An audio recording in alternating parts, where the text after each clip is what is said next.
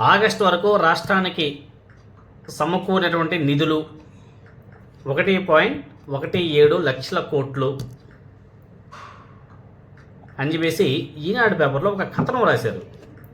ఏందబ్బా రాష్ట్రానికి 5 నెలల్లో 1.17 లక్షల కోట్లు నిధులు సమకూరాయా, ఏ విధంగా వచ్చాయి, ఇంత సంపద సృష్టి జరిగిందా అని చెప్పేసి ఆలోచన చేసిన.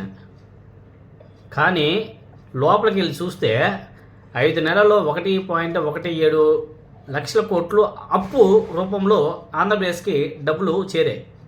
అప్పు రూపంలో కాగ్ రిలీజ్ చేసినటువంటి లెక్కల ప్రకారం 5 నెలల్లో అంటే ఆగస్టు వరకు 1.17 లక్షల కోట్లు అప్పు రూపంలో రాష్ట్రానికి నిధులు చేకూరాయి. మన భాషలో అయితే దాన్ని ఏమంటారంటే అప్పు అని చెప్పేసి మాట్లాడతారు. కానీ ఈనాడు పేపర్ వాళ్ళు మాత్రం నిధులు సమకూరాయి అని చెప్పేసి రాశారు. ఇదే కానీ జగన్మోహన్ రెడ్డి గారి హయాంలో అయ్యి ఉంటే అప్పులు, రాష్ట్రం శ్రీలంక అయింది, ఇంకొకటి అయింది అని చెప్పేసి మాట్లాడేవాళ్ళు. కానీ వీళ్ళు మాత్రం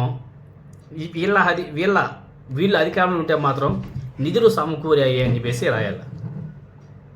ఎట్లుంటాయి చూడండి, మనోడైతే నిధులు సమకూర్చాడు అని చెప్పేసి రాయాలా, వేరే వాళ్ళైతే అప్పు చేశారని చెప్పేసి రాయాలి.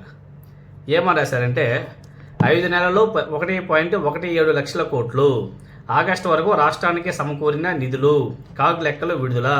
రాష్ట్రంలో ఈ ఆర్థిక సంవత్సరంలో ఆగస్టు వరకు అంటే 5 నెలల కాలంలో 61,578 కోట్ల రెవెన్యూ రాబడి దక్కింది.